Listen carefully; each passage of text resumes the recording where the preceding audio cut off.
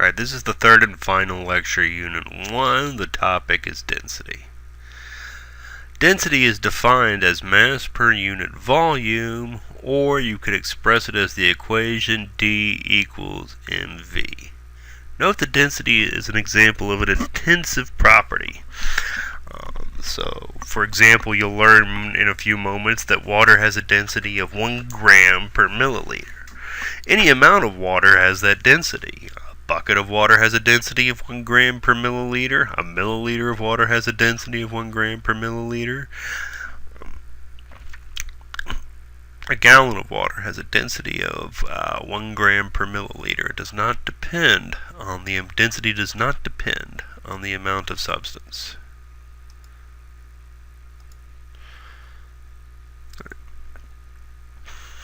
What you will need to know about density for this course is how to perform several types of calculations and operations.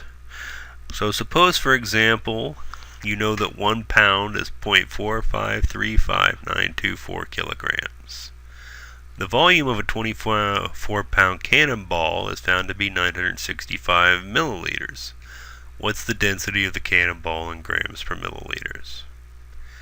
Okay. Once again, you can stop the presentation and attempt this problem. From this point forward in the course, solutions will be presented to you with the correct number of significant figures, and you are responsible for finding solutions with the correct number of significant figures. So, when you are making these calculations, use the significant figure rules. Alright, solution will be presented on the next slide, so stop the presentation before you go on.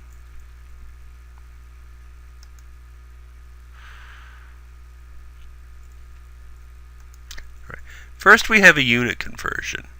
24 pounds can be converted to kilograms by making a unit conversion factor from pounds to kilograms. In the numerator, 0.4533924 kilograms appears, and the denominator 1 pound appears.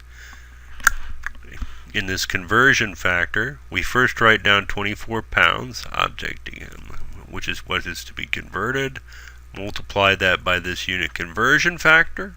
Pounds cancel. We're left with kilograms. 10.9 kilograms. 3 significant figures. The reason there are 3 significant figures is because this unit conversion factor contains 6 significant figures. And this term contains 3 significant figures. I am applying the rule for multiplications. In the next conversion, grams to kilograms, a number with 3 significant figures, 10.9 kilograms, is multiplied by a unit conversion factor to go from kilograms to grams. This unit conversion factor is arising from a definition, so this is an exact number, and so has infinite significant figures. Again, I multiply the multiplication rule, which tells me that I write down the answer with the same number as the factor with the least significant figures. Since this has 3 and this has infinity, my answer has 3 significant figures. Right. Converting this 24 pounds to grams is actually the most difficult part of this problem. Once we have the mass in grams and the volume in milliliters, density is mass divided by volume, or 11.3 grams per milliliter. If you look in data tables, you'll observe that 11.3 grams per milliliter is the actual correct density of lead. So our example problem about the cannonball provided us the correct density of the lead cannonball.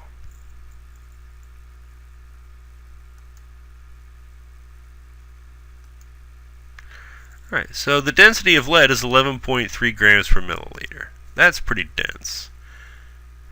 For comparison, the density of water is 1 gram per milliliter.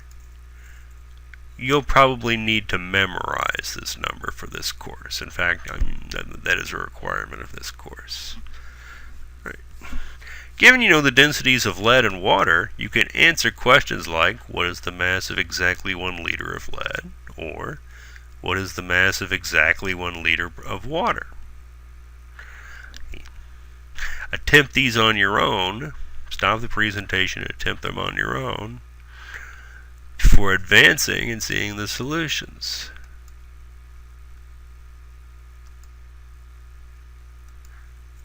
To find the mass of a liter of lead, you take the relation for density. Density is mass over volume.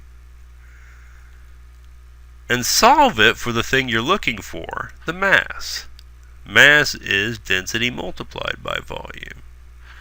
If we assume a volume of exactly 1 liter, I can convert that to milliliters with a unit conversion factor of 1 milliliter over 10 to the negative 3 liter from table 1. And I get the number 1 times 10 to the 3 milliliter, which is actually also an exact number because we've taken this exact liter and multiplied it by this exact conversion factor. Multiplying this exact number by the density,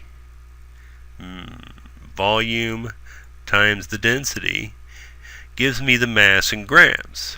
Notice that the units of milliliters cancel, and we get 11,300 grams to 3 significant figures. Alright, so again, if you want mass, you multiply density by volume. Here an exact number is multiplied by a number with 3 significant figures. Here's the answer to 3 significant figures. In parentheses, I show what that is equal to in kilograms. A very similar calculation will show you that the mass of a liter of water is 1 kilogram.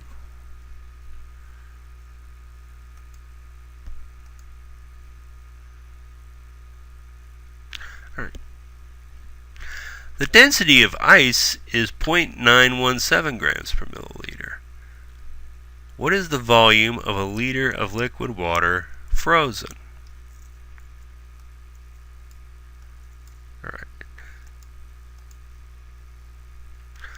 Alright, this problem actually requires 2 steps. Attempt it before you move on to the next overhead.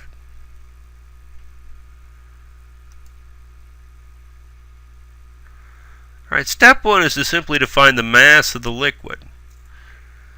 We've already seen that mass is volume times density. We have 1 liter, exactly 1 liter, which is 10 to the 3rd milliliters. We've seen that from table 1.1. So the volume, 10 to the 3rd milliliters, is multiplied by 1 gram per milliliter. Milliliters cancel. And we have 1 times 10 to the 3rd grams.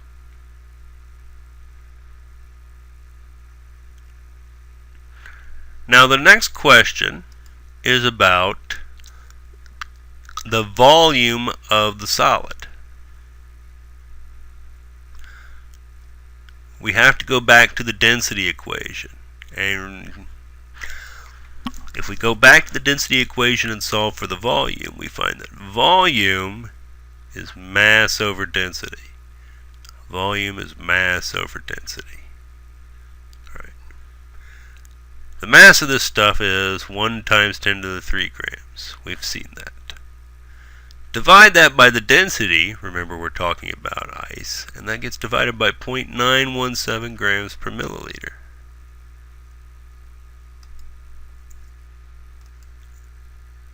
The answer, 3 significant figures, is 1090 milliliter.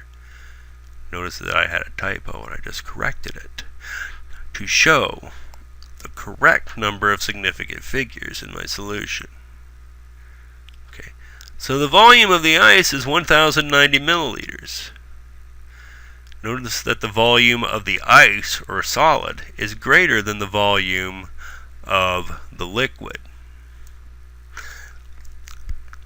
Water, which had a volume of 1 liter. Alright, this concludes the density lecture and the lectures for Unit 1.